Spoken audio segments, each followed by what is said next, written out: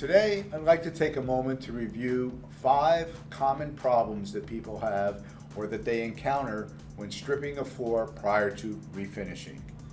First problem would be that the stripper is not compatible with the floor substrate. For example, linoleum.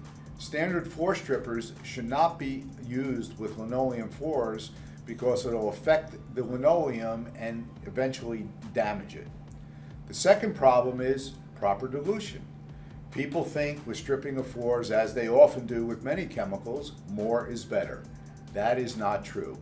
As a matter of fact, we need to use the right amount of water in order to properly strip and remove that stripped finish from the floor. So using more stripper and less water is not a good measure to use. Use plenty of water. The third problem is that people don't give the stripper enough dwell time to allow it to sit on the floor before they attack it with a floor machine. It's important to let that stripper sit for a good 10 to 15 minutes on the floor to let it emulsify that finish before you take your swing machine or your auto scrubber to agitate it. So give it proper dwell time.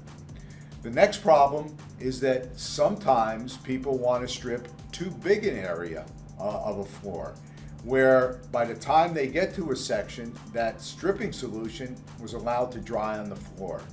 Once that dries, it makes it much more difficult to remove the finish. Once we emulsified it and now it dried, it becomes really like glued to the floor. So don't do an area bigger than you're going to strip in about 20 minutes, maybe a 10 by 15 foot area. The next problem comes down with a residue left on the floor.